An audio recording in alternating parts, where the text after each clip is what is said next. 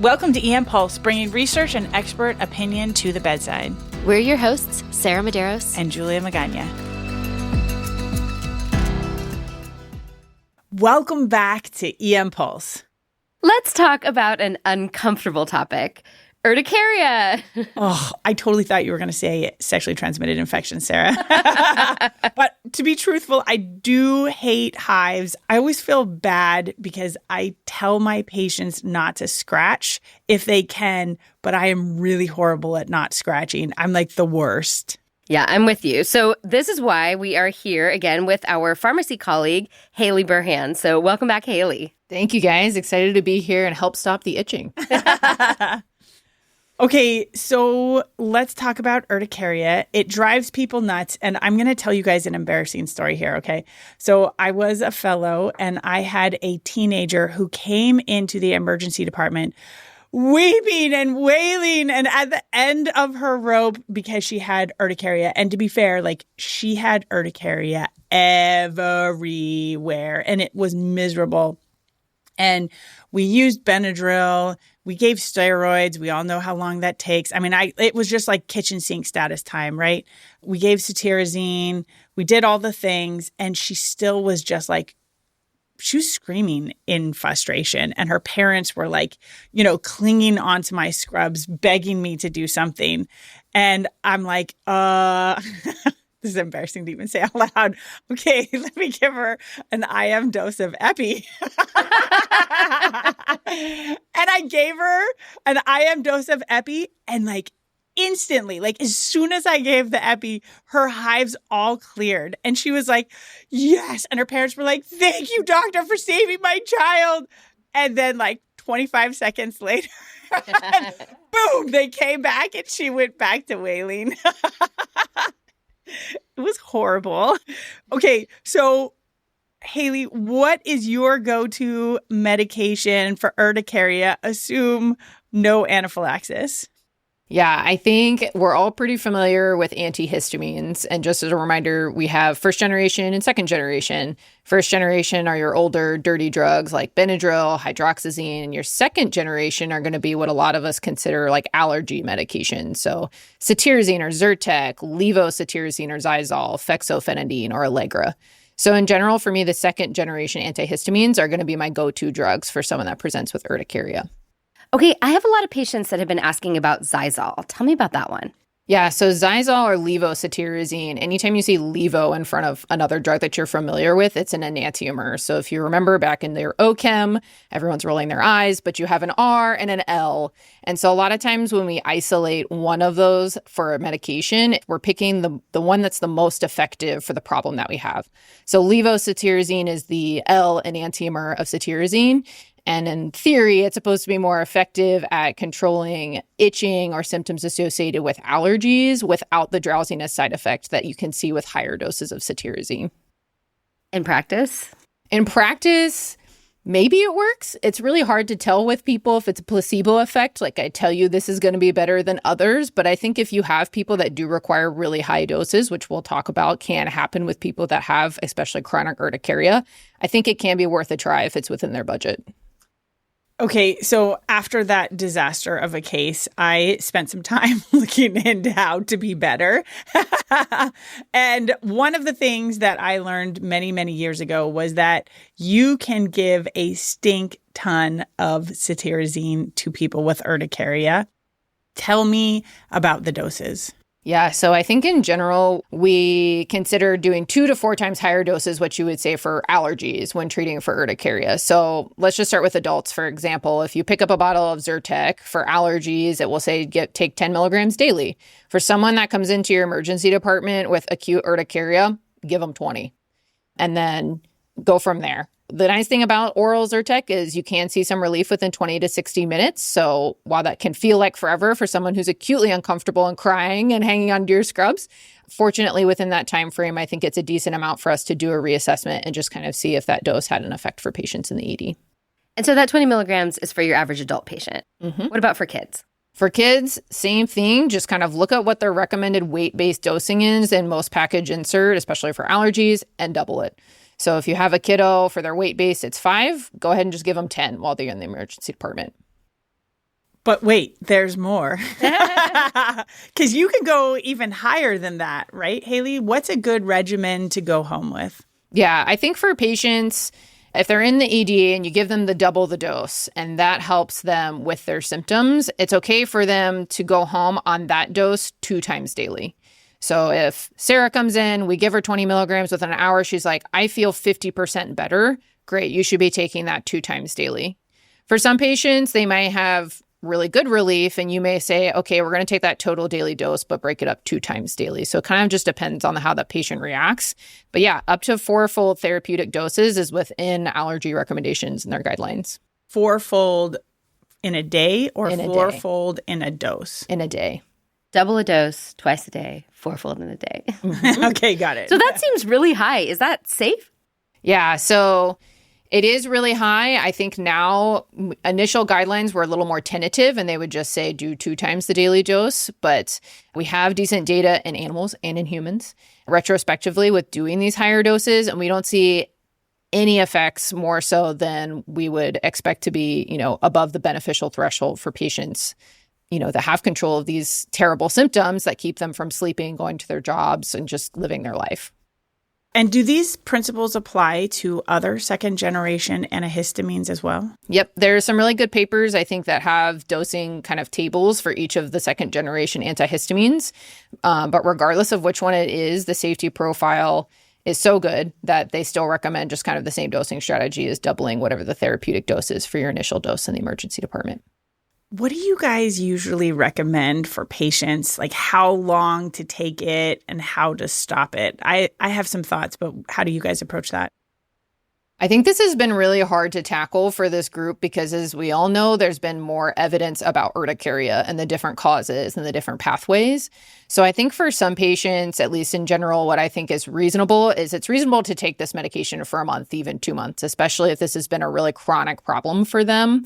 And then to talk about potentially tapering down after that, especially if, they can't get follow-up or maybe they don't have insurance to be able to go see a specialist. But I would say a minimum a month or 2 months to kind of allow all of those really aggravated inflammatory pathways time to cool down. And hopefully if there is a stimulus to kind of, figure out what that might be. And are there any adverse effects or side effects? So taking the higher doses of the second generation can make you sleepy. So cetirizine itself does a little bit cross the blood-brain barrier, and there are pumps that kind of kick it out of the brain, but those get saturated. So if you are taking 20 BID, you may start to feel a little sleepy, especially if that medication accumulates. So it is renally cleared. So for some of our older patients, they can accumulate the medication. But I think it's very patient specific. And a lot of times I think it's not enough that people really notice that the medication's causing it in terms of drowsiness. I think what you're saying about length of time is super important here, Haley, because a lot of the patients that I see bounce back have expectations that they're going to take these meds for like 1 or 2 doses and it's going to solve it. But really, it's just masking the symptoms. It's not getting to why you have the urticaria. And the vast majority of time, we don't ever find out the answer. It may be a virus. It may be an immune response. You may have an underlying problem. There's a lot of different reasons. Most of them are not scary reasons. But after that case and I was learning more about urticaria, I heard a podcast and someone said, as mysteriously as they come on, they will mysteriously go away. And you're just never going to know what really happened or why. But it is important to set up expectations that you're going to need to keep taking this. And you will probably know when you can stop taking it, when they're not popping up, when it's time for you to take your medicines. And I also do a taper down effect as well, just like kind of like a concussion recommendations of like, okay, try to take it off on the time when it's better. Some people have urticaria worse at night and some people have it worse during the daytime. So decrease your dose in the morning if it's worse at nighttime for you first, taper off there and then taper your night dose and then your morning dose and then your day dose. And that didn't work. Go back to taking your night dose. So my dot phrase includes that you're probably going to have this for a hot minute. And you're probably going to need to slowly taper this off. Maybe not. Maybe you're going to be that lucky person that's shorter, but think long-term, not short-term. Mm-hmm. Yep, I completely agree. Now, is that the same for any cause of urticaria?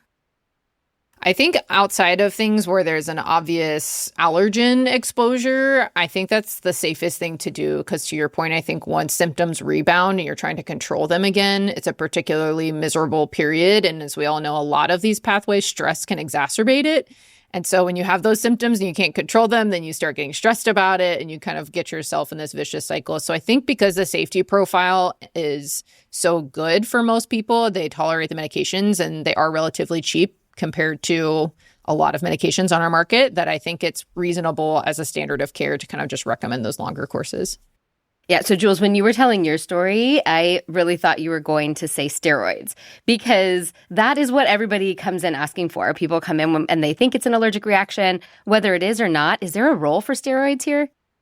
The guidelines currently recommend that if you've kind of gone down these pathways, you've started these first-line agents in terms of antihistamines, patients are truly miserable, like the patient that we kind of described earlier, that it's okay to give a short-term dose of steroids. And short-term, defined in their guidelines, is 10 days or less.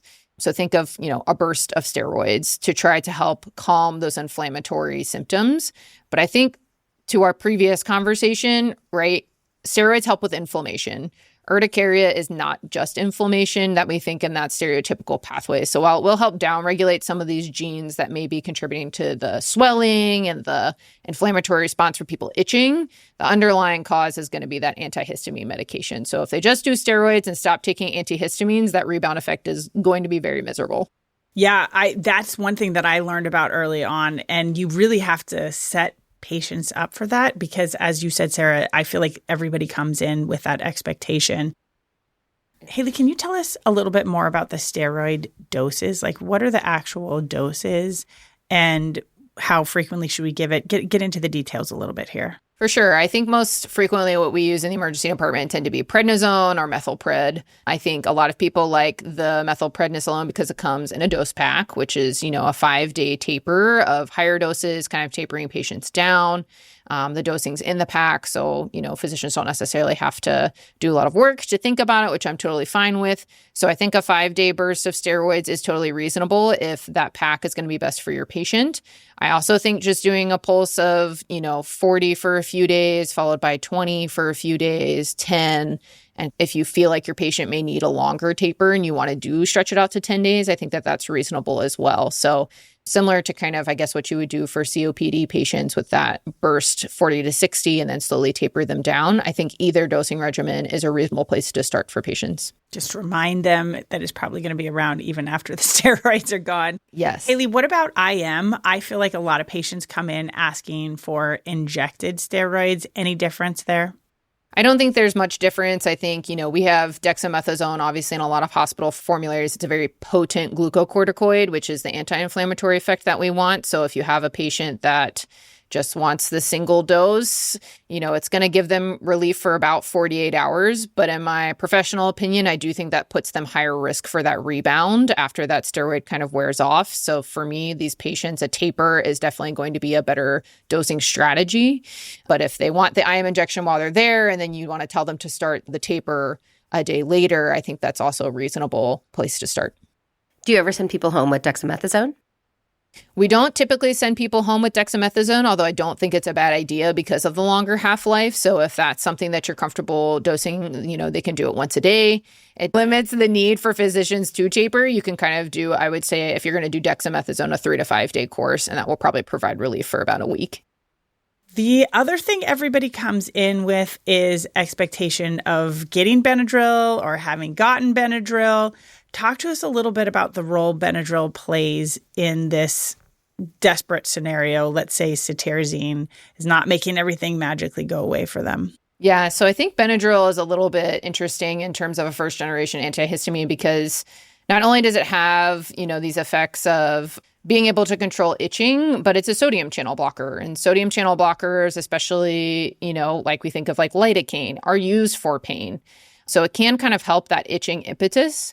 But what we've learned over the years is that because people require such high doses of antihistamines to control full body urticaria or chronic urticaria, that it's really unsafe to send someone home on 300 milligrams of Benadryl a day because it does have those side effects that can cause psychiatric symptoms, oversedation, really bad anticholinergic effects like dry mouth or you can't pee. So things that we would consider significant risk to patients. So it's really shouldn't be used for these patients just because you're going to have to keep cranking up the dose. Okay, so basically we have cetirizine, plus or minus maybe a short course of steroids. Are there any other emerging or innovative treatments for urticaria that we should be aware of? Yeah, so I think kind of like we talked about, we're starting to understand that patients' pathways for developing urticaria are very different. So one of the newer drugs that was approved for actually chronic asthma blocks IgE. And we do think a lot of patients that have chronic urticaria maybe have an overactivated pathway through IgE. So omalizumab is a new drug that is approved for moderate to severe asthma that is being used now and approved for chronic urticaria. So you may have a patient come in that say they're on this medication, maybe they had a lapse in coverage or they moved here. And so, their symptoms were controlled and now they're uncontrolled. There are other medications that are kind of also working in these pathways. There's an IL-4, IL-13, dupilumab, and then there's also some TKI or tyrosine kinase inhibitors that they're studying to kind of look at these different pathways if like an allergist or specialist can kind of collect labs and see if these pathways are elevated for these patients. So those are all in the pipeline or already approved. So you may start seeing some patients in your ED that are on those or supposed to be on those. And those MABs are oral? A lot of them are still injections. They are sub-Q injections that can be done at home, but I think they're working on getting some oral medications approved in the pipeline. Do you see a role for us in the emergency department using those meds? Not typically, because I think it requires some pretty extensive background lab testing to understand who is going to be the right patient for these medications. And then always, what we're kind of talking about in our health system is how are they going to continue it? So if I find out it works for them, that's really great. But then if they can't get it again, that leads to a lot of frustration and putting them in a bad spot. So I think at this point, it's more of a recognition of your patient should be on it or could be on it. And if they're in our health system, telling them you should see a specialist. There may be other medications that may be more helpful to this condition is kind of where our care in the emergency department stops. So, Haley, are there any research developments or guidelines related to urticaria treatment in the ED that we should be aware of and keeping an eye on in the near future? I think the most recent guidelines published in September of 2021 in the European Journal of Allergy and Clinical Immunology. They're basically just international guidelines with the definition, classification, diagnosis, and management are going to be the best reference for now and touch on a lot of the topics that we went over today, trying to pull in the most recent data. I think, like we talked about, as it becomes more from like a generalized condition to more specialized, we may see some more guideline updates, pulling in some of these newer medications or more advanced kind of identification that we can do in the emergency department. But for now, I think these guidelines are a very good, succinct recommendation that can help with dosing and identifying potential patients that could benefit from steroids or no steroids, EpiPen or no EpiPen. Thank you, Haley, for this. I find this really helpful. And thank you to our department for having people like Haley to help us stop the itch. And thanks to OM Productions for always scratching my itch. So until next time, stay curious, stay inspired, and stay tuned.